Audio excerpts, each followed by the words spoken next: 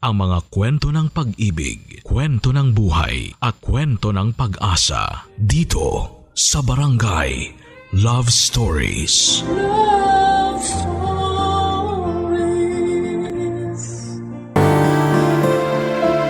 Hindi madaling makisama sa mga kapitbahay. Lalo't magkakaiba kayo ng estado at prinsipyo. Minsan mas madali na lang silang baliwalain at huwag pansinin. Ikaw kabarangay, gaano mo kasundo ang mga kapitbahay mo? Dear Papa Dudut, ako nga pala si Belinda, 50 anyos at isang single mom sa anak kong 18 anyos na si Mia. Para kaming mag-best friend ng anak ko. Lagi kaming magkamaritesan lalo na kapag may mga ganap sa mga kapitbahay namin. Tulad na lamang nung nakaraan, may bago kaming dumating na kapitbahay at tumira sa Unit A. Katabi lang namin dahil kami naman ay nasa Unit B. May kamahalan ang renta sa Unit A dahil 2 floors yon at mas malawak pa. Kumpara sa aming mag-ina na 1 kwarto lang at nagkasya na lamang kami sa double deck na kama. Kaya nga mas naging close kaming mag-ina dahil iisa lang ang kwarto namin. Kaya lang minsan ay pinapangarap ko rin na magkaroon ng solong kwarto ang anak kong si Mia lalo't dalaga na siya at kailangan na ng privacy. Minsan nga ay tinatanong ko kung magkano ang renta sa Unit A. Nalula na lamang ako.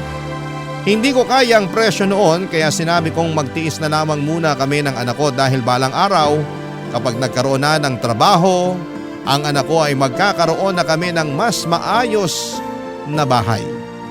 Yung bahay na may 2 kwarto. Kaya hanggang pangarap lang noon ng Unit A sa amin dahil hindi pa namin yon kayang upahan. Noong napakante nga yun ay panay ang punta namin doon ni Mia, doon kami nagkakape sa umaga, hinayaan naman kami ng landlady namin basta wala lang kaming masisira. Ini-imagine naming madalas kung saan namin ipopwesto sa Unit A ang mga gamit namin na bibilhin. Hanggang isang araw ay hindi na kami pwedeng tumambay doon para magkape at mag-imagine. Dahil dumating na ang bagong tenant at dahil alam naming may kamahalan ng renta sa Unit A, kaya nasigurado na agad naming may kaya ang bagong uupa doon, Papa Dudut.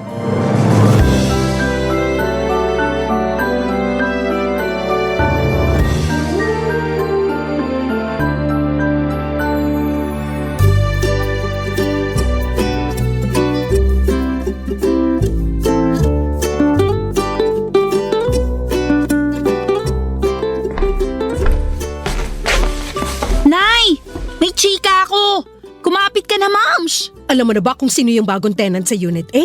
Oo, alam ko na. Maupo ka na at hindi mo to kakayanin. I-update mo ko dali. Sabihin mo sa akin lahat. Huwag ka magdadamot ng detalye. Teka lang, makikihigop muna ako sa kape mo. O ito. Dalian mo na.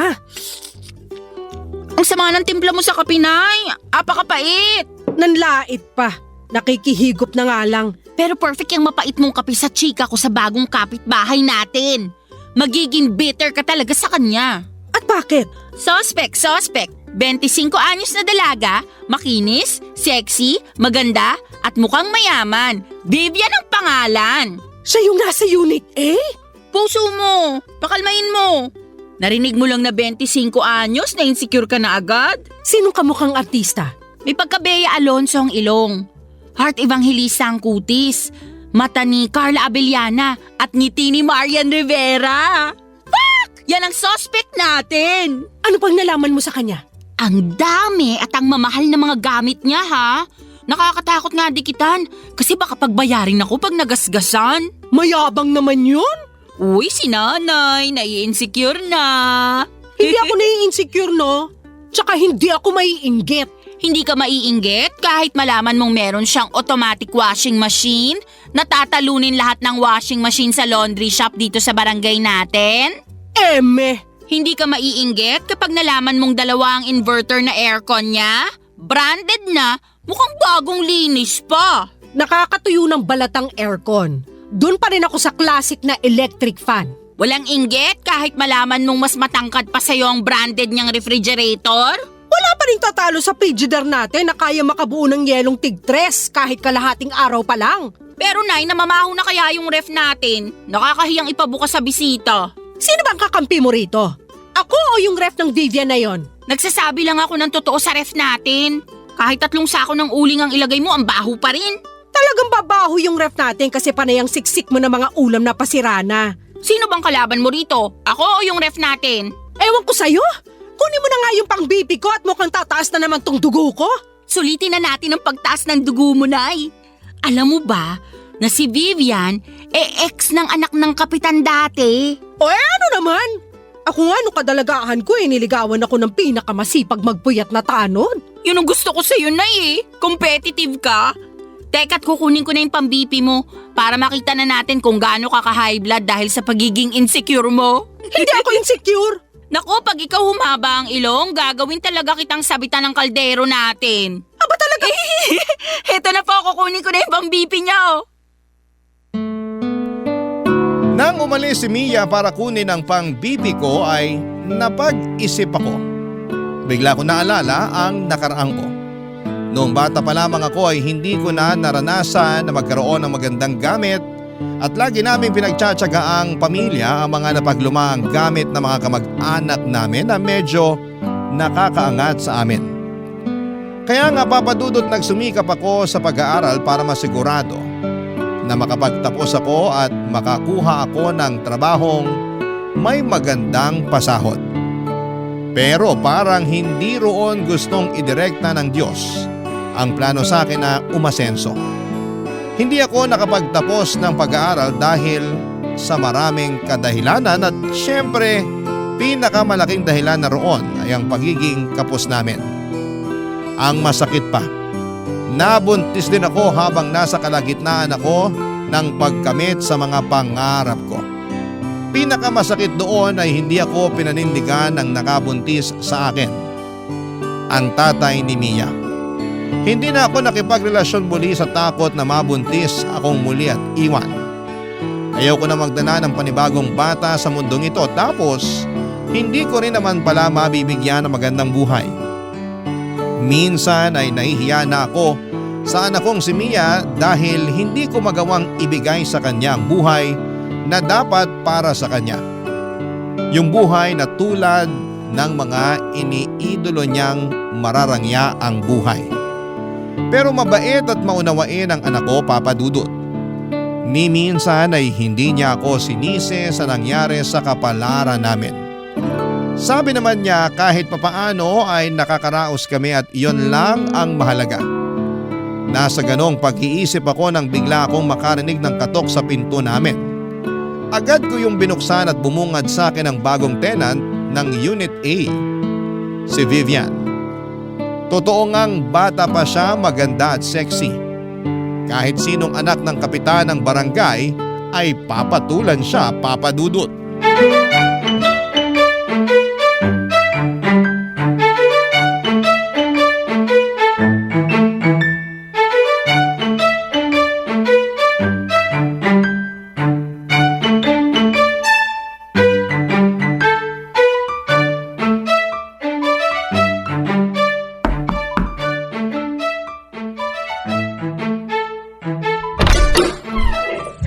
Hello po! Ako nga pala si Vivian, yung bagong lipat sa Unit A. Hello! Ako naman si Belinda. Ang loyal na tenant ng Unit B. Nabanggit nga ng anak kong si Mia na naglilipat ka na raw. Kumusta naman? Medyo nakakapagod. Tapos ang init pa. Kaya pasensya na kung puro pawis na tong suot kong spaghetti strap ha. Kaya sigurong sisipag na mga tagabuhat mo kasi na-inspire sila masyado sa spaghetti strap mo. Joke. Ay, hindi dapat yan joke. Sinadya ko talagang magsuot ng spaghetti strap para mawala ang pagod ng mga tagabuhat ko ng gamit. Saka para ingatan nila yung pagbubuhat. Ang hirap naman kung magasgasan yung bago kong 75-inch smart TV na fully paid. Sana all 75 inches. Nay, hindi ko mahanap yung pang-BP nyo. Hindi kaya sinangla nyo na naman kay Aling Tessa? Anong pang BP? Wala nag-BP sa lahi natin. Ikaw talagang bata ka. Ang hilig mong gumawa ng kwento. Nay, hi Miss Vivian. Napadaan kayo rito sa bahay namin. Pasensya na sa nanay kung allergic sa pang-BP ha. Mia! Mia nga pala, ang kaisa isang anak ng single mom ng Unit B. Nakakatuwa naman kayong mag-ina. Ito naman talagang sana all. Sa katawagin mo na lang akong Vivian, di naman nagkakalayo ang edad natin. May maitutulong ba kami sa'yo, Vivian?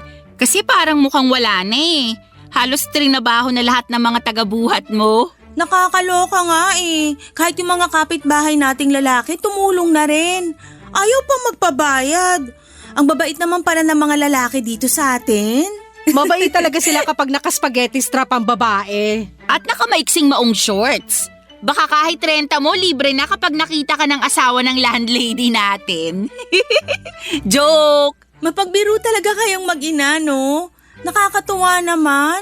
Sana makaklose ko kayong dalawa.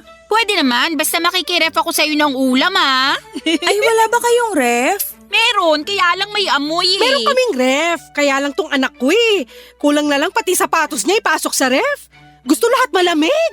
Nakakainit tuloy bigla ng ulo. Parehas tayo, Mia. Gusto ko rin laging malamig. Kaya nga dalawa yung binili kong inverter na aircon eh. Bala ko pa nga bumili ng isa pa para bawat sulok ng bahay ko malamig na. Yabang naman ng 3 aircon. Oy, joke lang yun ah.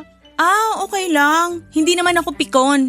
Saka alam ko namang mahilig lang talaga kayong magbirong mag-ina. Ito hindi biro ha.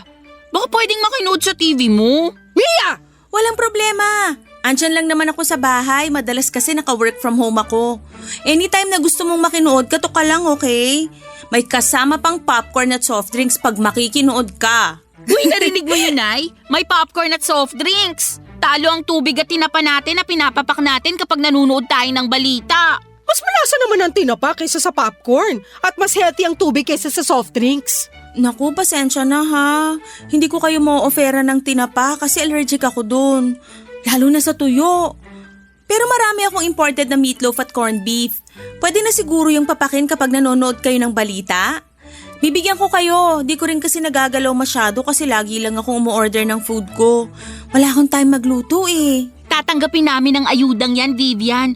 Ilang taon na kasing luya lang ang laman ng kitchen cabinet namin eh. Ikaw talaga kanina mo pa binabackstab ang bahay natin. Totoo naman ah. Naku, tumatawag na yung magde-deliver ng food ko. Maiwan ko muna kayo ha. Katok lang kayo sa Unit A kapag may kailangan kayo. Bye! Papa Dudut, mukha namang sincere ang pakikipagkaibigan ni Vivian sa aming mag-ina. Kaya lang siguro ay natabunan yon ng inis dahil sa inggit ko. Opo, Papa Dudut. Inggit nga ako kay Vivian. Magpapakatotoo na ako. Mas lumala nga ang inggit ko nang makaharap ko na siya at makita kung gaano siya kaganda at kasexy. Ganon kasi ang itsurang pinapangarap ko noong dalaga pa lamang ako. Malapit ko na sanang ma-achieve yon, kaya lang ay nabuntis ako at nasira ang figure ko. Binala ko namang ayusin pagkatapos kong manganak. Kaya lang ay naging busy na ako sa pag-aalaga kay Mia.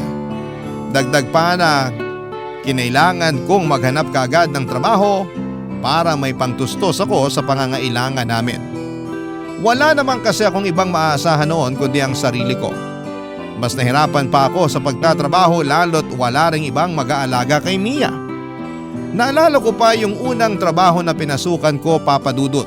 Ayaw sana nila akong tanggapin dahil baby pa noon si Mia at may chance raw na hindi ako makapag-focus sa trabaho ko. Lalo na noong nalaman nilang single mom ako at walang ibang tumutulong sa akin sa pagpapalaki kay Mia. Naiintindihan ko naman sila, Papa Dudut. Pero naawa sa akin ang boss ko at pinayagan akong dalhin si Mia sa opisina. Nasa ilalim ng mesa ko lagi si Mia. Doon ako naglatag ng higaan niya. Mabuti na lamang at hindi iyakin at madalas lamang tulog si Mia kaya hindi rin siya naging abala sa akin sa trabaho. Hindi rin siya nakaabala sa mga katrabaho ko.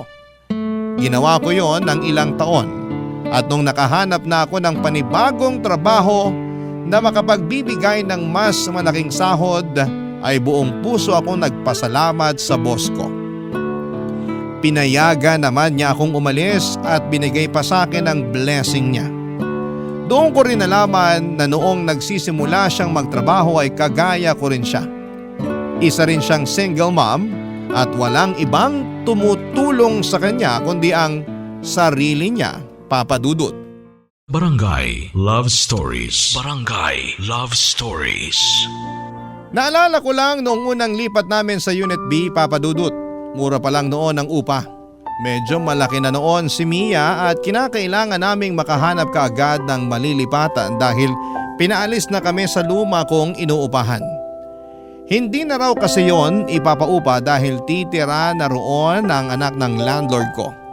Nahirapan akong makahanap ng matitirhan namin lalo't hindi ko rin kayang budget ng ibang paupahan. Hanggang sa makita ko ang tinutuluyan namin ngayon. Unit B. Malapit yon sa trabaho at higit sa lahat ay hindi ganoong kataas ang paupa. Mabait din ang landlady ko. Nagustuhan niya si Mia kaya naman pinayagan niya akong umupa roon. Binawasan pa niya ng 1,000 ang upa ko. Naaawa marahil sa kalagayan ko bilang isang single mom. Dito na kami tumira sa Unit B mula noon hanggang magdalaga si Mia. Hindi na rin tinataasan pa ng landlady namin ang upa sa amin. Sa aming mag-ina lang yun ha, dahil sa ibang tenants ay regular na nagtataas ang landlady namin. Bilang kapalit sa kabutihan ng landlady namin ay kami mismo ni Mia ang naging tagabantay ng compound namin. Kami na rin ang naglilinis ng lahat. Sinisiguro naming na ire-report namin sa landlady kung meron kaming makitang problema sa compound. Kaya mas lalong natuwa sa amin ang landlady namin. Mukhang forever na nga kaming uupa roon dahil hindi na kami makakahanap pa ng ganong kabuting landlady. At higit sa lahat ay hindi na kami makakahanap pa ng ganong kamurang paupahan. Malapit yon sa trabaho ko at malapit yon sa school ni Mia. Kinapos man kami sa karangyaan pero biniyayaan pa rin kami sa ibang paraan, Papa Dudut.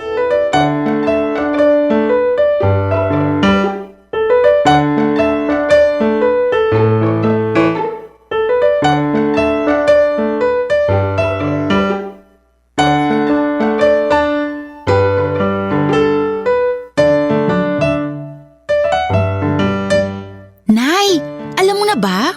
Ang alin? Yung tungkol kay Vivian. Kasiraan ba yan sa kanya? May scandal ba siya? Ano? Si nanay talaga. Ang bait naman ni Vivian pero gusto mo laging hanapan ng baho. Ano ngang nalaman mo sa kanya? Eme lang naman to. Ang dami na naman yung gamit na dumating. Bago lahat. Baka naman kasi may sugar daddy na nagpupundar sa kanya. Yan ang baho niya. Hindi rin, Nay. Sariling sikap si Vivian. Close na kayo? Pinayagan ka lang niyang makiref ng ice cream mo, pinagtatanggol mo na siya? Ayoko lang maging bias, no? Mabait naman kasi siya. Eh para saan pa tong inisplok mo na marami siyang bagong gamit na dumarating? Para lang inggitin ka. Effective, di ba?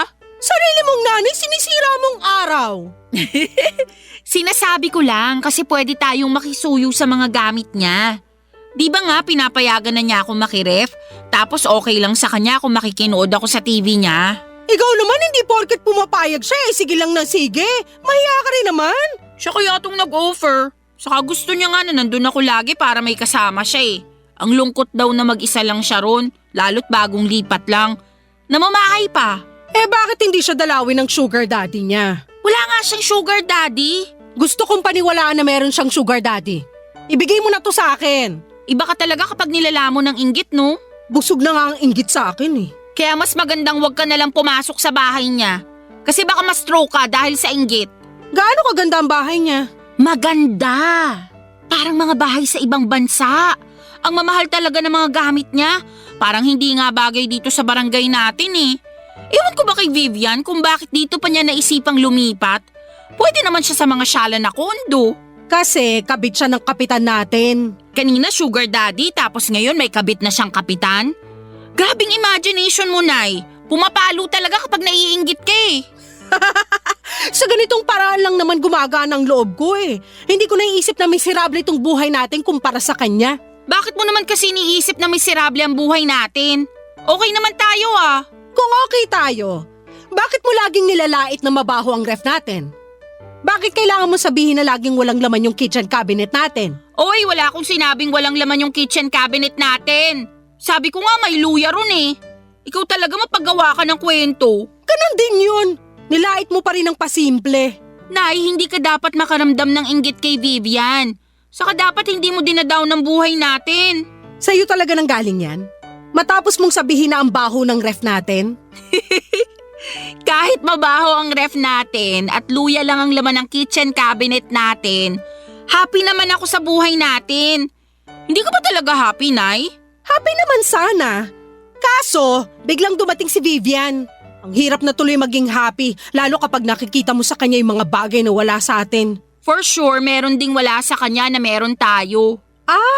Alam ko kung ano yan. Ano? Kahirapan! Napailing na lamang si Mia sa huling sinabi ko. Hindi naman niya kinontra kasi alam niyang totoo yon. Nagpaalam na lamang siya saglit para pumunta sa Unit A para makinood ng balita sa 75-inch Smart TV ni Vivian. Inaya niya ako pero tumanggi ako. Ayos lang naman ako sa TV namin kahit na hindi flat screen ay okay lang. Ang TV pa rin kasi na gamit namin ay yung luma at mataba ang likuran. Pamana pa ito sa akin ng nanay ko. Napanalunan niya noon sa isang raffle sa peryahan. Inalagaan lang kaya tumagal. Ilang pusa na rin ang natulog sa likuran ng TV naming dahil laging mainit doon. Binuksan ko ang TV at mag-isa kong pinanood ang balita. Pero hindi ako makapag-concentrate sa pinapanood ko. Panay kasi ang balik ko sa nakaraan. Naalala ko pa kung ano ang pinakaunang gamit na pinundar ko noong lumipat kami sa Unit B. Isang kutsyon. Isang kutsyon ang una kong pinundar. Sa dati kasi naming inuupahan ay pinahiram lamang ang kutsyon sa amin. Binala ko nga yung hingin dahil gutay-gutay naman na at manipis na. Baka itapon lang nila. Pero sabi ng dati kong landlord ay kailangan daw nila yon para tulugan ang mga aso nila. Parang nasaktan ako doon. Kaming tao na mas kailangan yon ay hindi sa amin inabot. Pero hinayaan ko na. Sa unang gabi nga namin sa Unit B ay wala pa kaming kutsyon noon. Nagtiyaga kami sa mga karton na ginamit namin sa paglilipat.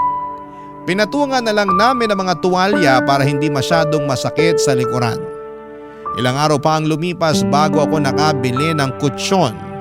Manipis lamang yon pero nagkasya na kaming mag-ina. At sa paglipas pa ng panahon, dala ng pagpupursige at pag-iipon ay nakabili na ako ng mas makapal na kutsyon. Hindi lang isa kundi dalawa para sa aming dalawang mag-ina, Papa Dudut.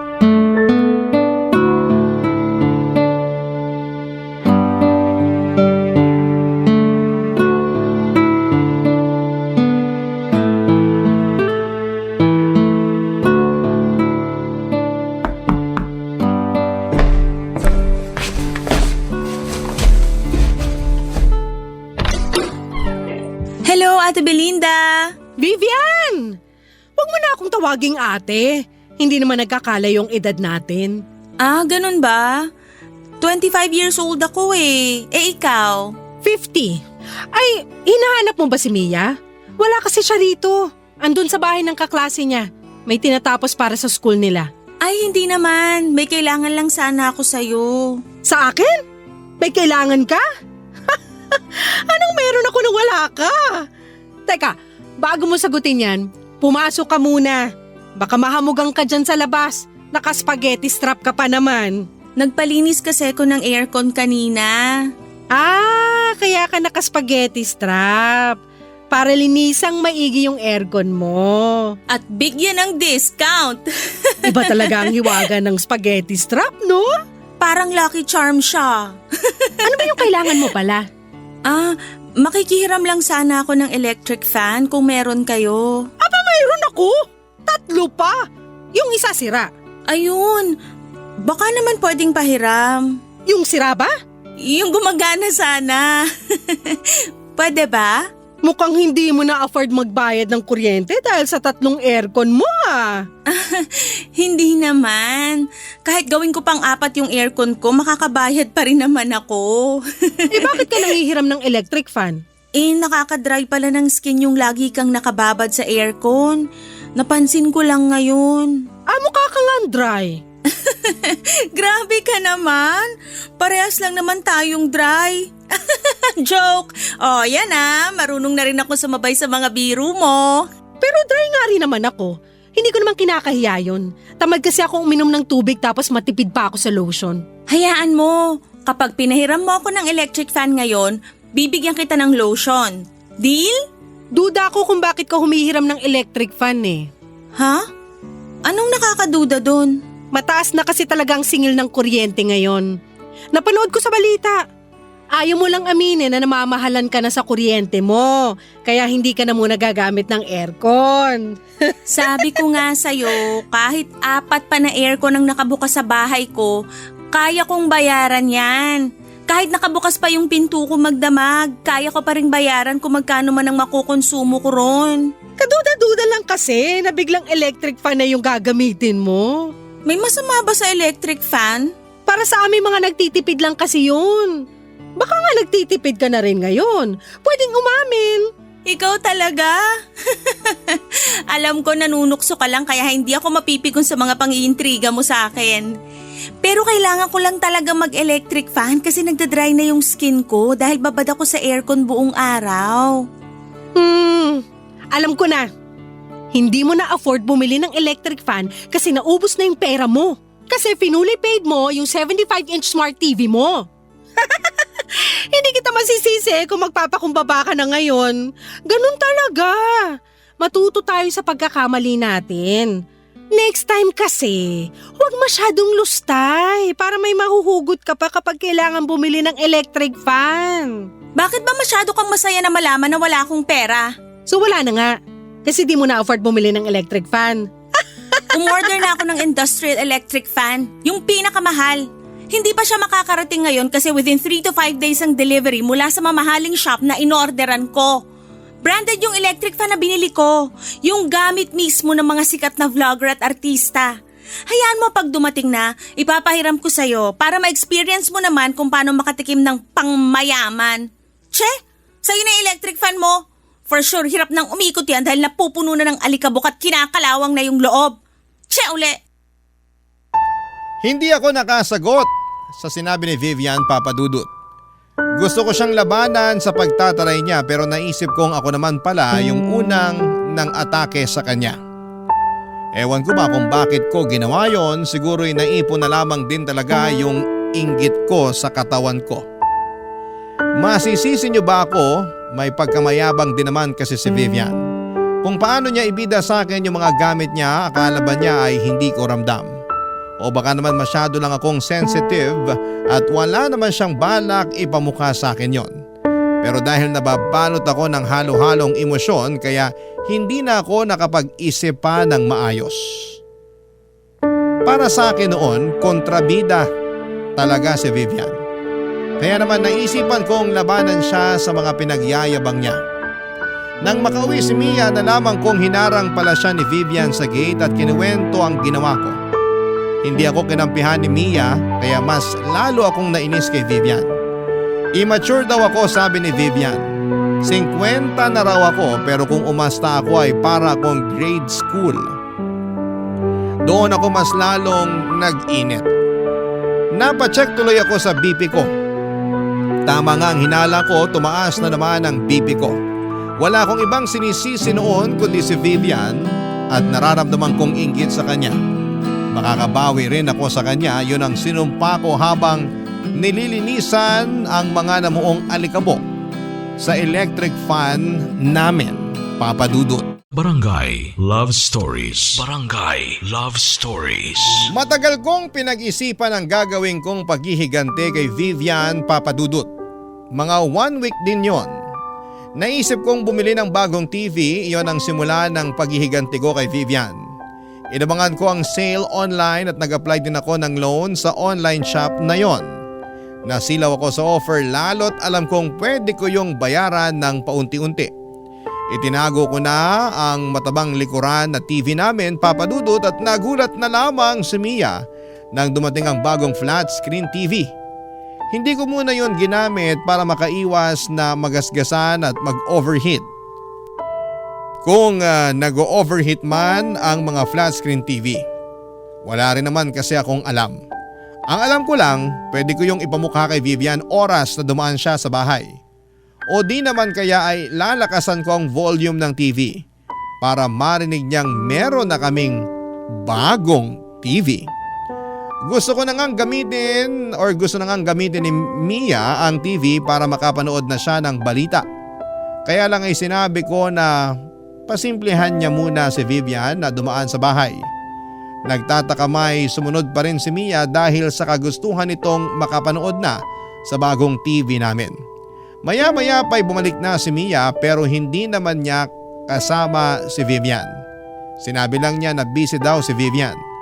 Pero alam kong umiiwas lamang si Vivian sa akin dala nga noong minsang tensyon sa pagitan namin dahil lang sa electric fan. Kaya hinayaan ko na lamang na buksan ni Mia ang TV para makapanood na siya. Nilabas ko ang tinapa sa ref para papakin niya pero tumanggi siya dahil binigyan daw siya ng popcorn ni Vivian. Nainis na naman tuloy ako, Papa Dudut.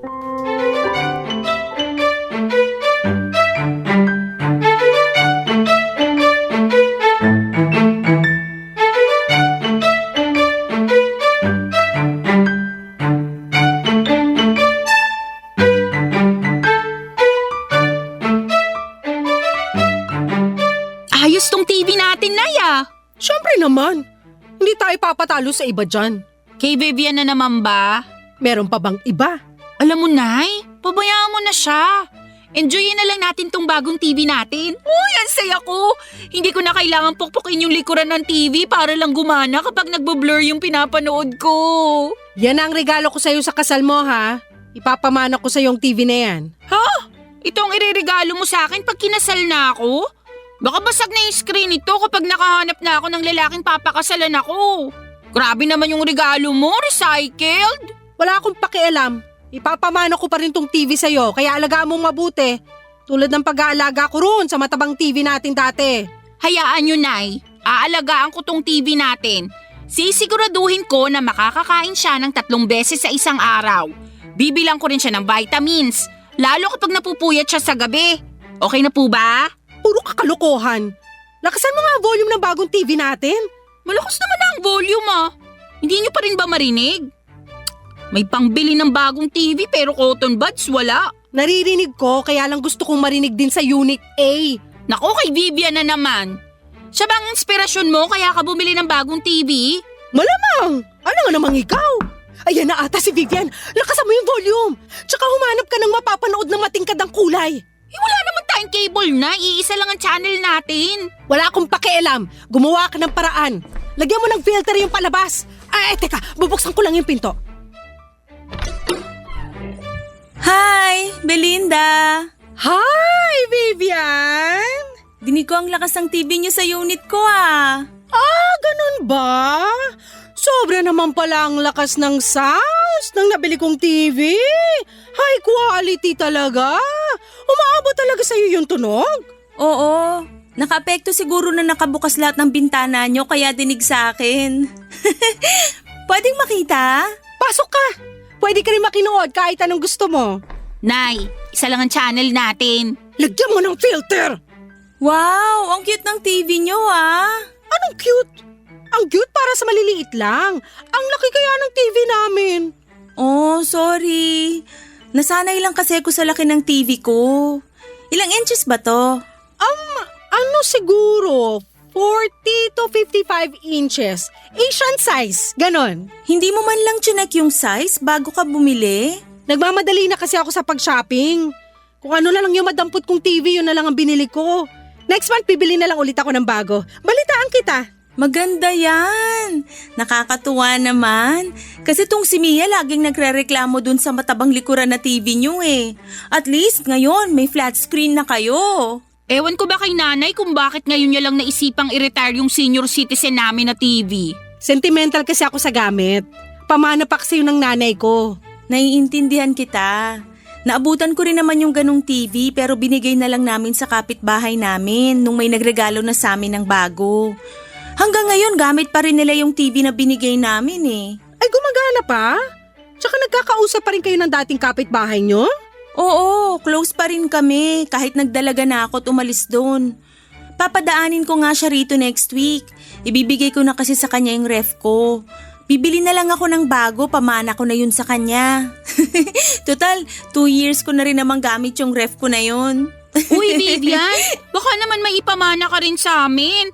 Kailangan namin ng mana. Gusto niyo ba yung sofa bed ko? Di ko naman kasi nagagamit. Sa inyo na lang para komportable kayo kapag nanonood kayo ng TV. Ay, hindi na. Kasi may in-order na ako online na sofa bed at bagong ref. Uy, magkakaroon na tayo ng bagong ref, Nay? Oo naman! Ipapamana natin sa junk shop tong lumang ref natin. Namangha si Mia sa mga sinabi ko. Masaya naman si Vivian sa mga sinabi ko. Niyakap niya ako at sinabing natutuwa siya sa pag-asenso namin. Hindi ko kinatuwa yon at feeling ko ay kaplastikan lamang yon. Nakinuod pa saglit si Vivian at pasimple niyang sinabi na ang bagong TV namin ay parehas doon sa napaglumaan niyang TV may 3 taon na raw ang nakakaraan. Nakakainis. Ewan ko ba kung ako lang ang nakapansin ng pagyayabang niya. Kasi si Mia believe na believe pa rin sa kanya. Makalipas nga ang ilang minuto ay umalis na rin si Vivian at pinapatay ko na kaagad kay Mia ang TV. Nagreklamo si Mia kasi gusto pa niyang manood pero pinilit ko siyang patayin ang TV. Natatakot kasi ako na baka mag-overheat yung TV. Saka baka malaki na ang gastos noon sa kuryente. Nagbilin ako kay Mia na limitahan lamang ang paggamit ng bagong TV para umabot pa sa kasal niya balang araw. Noong gabi bago matulog ay pinoblema ko kung paano pa ako makakapag-loan para makabili ng sofa bed at bagong ref na pinagyayabang ko kay Vivian. Alam kong dadaan pa rin si Vivian sa bahay at baka hanapin pa nito ang ref at sofa bed. Kaya naman naghanap pa ako ng pagpapautangan or mapagpapautangan. Meron naman akong nakuha, yun nga lang ay sobrang taas ng interest. Pikit mata ko na lamang na kinuha yon alang-alang sa pride ko. In-order ko ang sofa bed na hindi ko naman kailangan. At bumili na ako ng bagong ref kahit pwede pa naman ang luma namin. Bahala na. Kailangan kong panindigan yon pero pinangako ko sa sarili ko na huli na yon. Hindi na ako magpapadala sa kayabangan ni Vivian. Sisiguraduhin ko lang na makikita niya ang una kong pinagyabang na sofa bed at ref. Makalipas lang ang ilang araw ay dumating na yon sa bahay namin. Tuwang-tuwa na naman si Mia pero may halong alinlangan na sa kanya, Papa Dudut.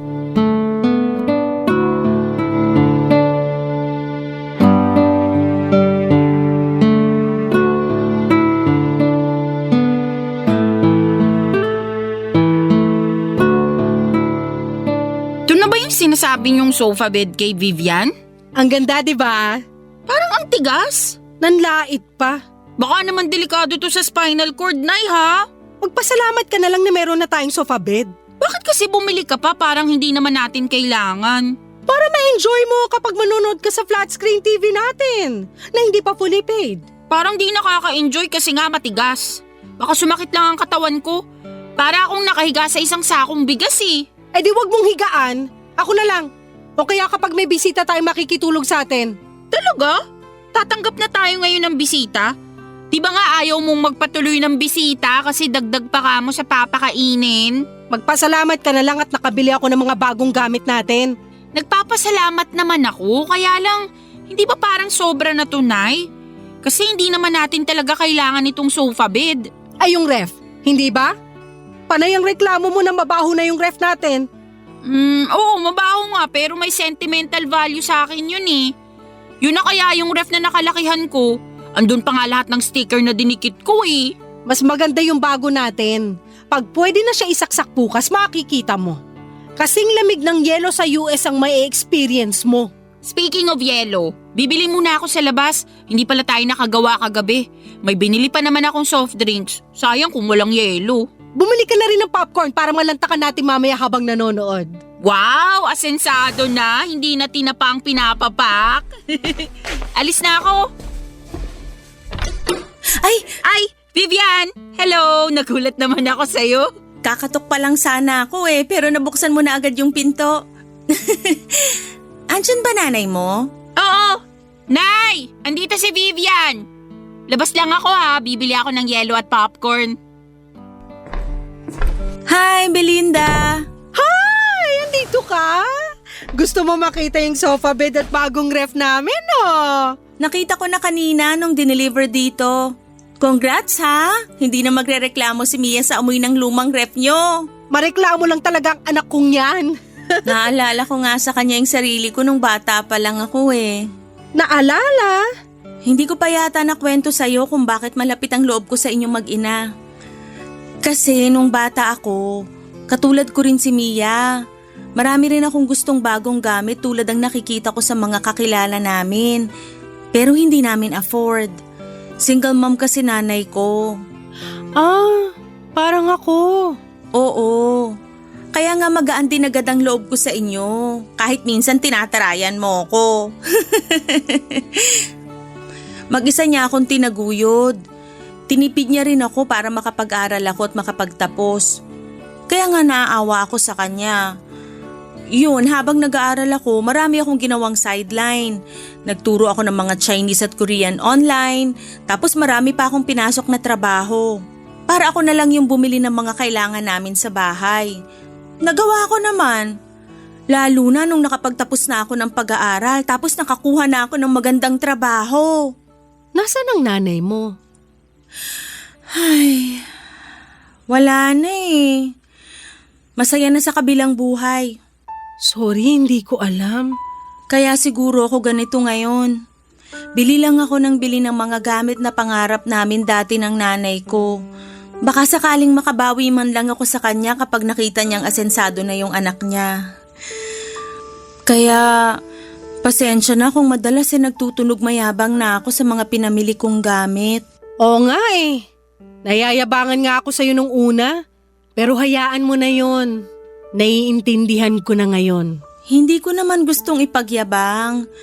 Kaya lang pagkaharap kita, parang sinasalamin mo nanay ko.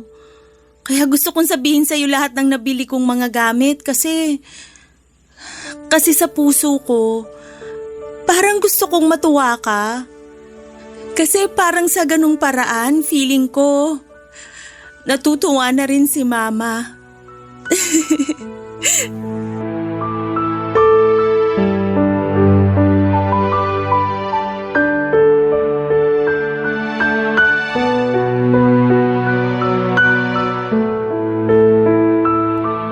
Papadudot para akong sinuntok sa lamunan sa inamin sa akin ni Vivian. Parang nasa namin naman niya ang anak kong si Mia na may mga pangangailangan at hindi ko maibigay noon. Niyakap ko siya at sinabing proud ang nanay niya sa kanya kung nasaan man ito sa ngayon. At kung kailangan man niya ng isang ina na magsasabi sa kanya kung gaano siya kagaling at kabuti ay andun lamang ako palagi. Doon na siya nagsimulang umiyak, Papa Dudut. At para gumaan ang sitwasyon ay inamin ko sa kanya na naiinggit ako sa kanya kaya ako bumili ng mga TV, sofa at refrigerator. Inamin ko sa kanya na loan lahat yon at pinagsisisihan ko na dahil alam kong mahihirapan akong bayaran yon. Bigla na lang siyang nag-offer na magbayad ng lahat ng yon. Regalo na raw sa akin. Tinanggihan ko dala ng sobrang hiya. Pero sinabi niya sa akin na parang sa ganoong paraan ay niregaluhan na rin niya ang nanay ko. Kahit ako ay naiyak sa naging offer niyang yon, mali nga na mainggit sa kanya dahil mabuti siyang tao at anak. Deserve naman talaga niya mga magagandang bagay na naipundar niya. Doon na kami nagkaintindihang dalawa, Papa Dudut. Pagkatapos noon ay dumating na rin si Mia at niyakap siya bigla ni Vivian at kinagulat niya yon. Hindi ko na lang sinabi sa anak ko ang nangyari bago siya pumasok sa bahay. Inaya ko si Vivian na manood sa TV namin kahit na isang channel lamang yon. Pinaunlakan naman niya yon at masayang inupuan ang matigas na sofa bed. Nakangiti pa rin siya at masaya sa sofa bed. Inaya ko rin siyang matulog muna sa amin. Sa unang beses ay pumayag akong magpatulog ng bisita sa bahay. Kay Vivian lang dahil parang naging anak na ang tingin ko sa kanya. Maraming salamat Papa Dudut sa pagbasa ng aking liham. Sana po ay magawa namin itong mapanood ni Mia at Vivian sa inyong YouTube channel. Muli maraming salamat. Ako ang inyong kabarangay forever, Belinda. Barangay Love Stories. Barangay Love Stories. Nakakaantig naman talaga ang ating kwento. Ikaw ba, kabarangay? Nakarelate ka ba sa story natin ngayon? Kwentuhan naman tayo dito sa comment section. Nagustuhan ng iyong napakinggan? Ituloy yan via live stream sa www.gmanetwork.com/radio. Barangay LS 97.1 forever.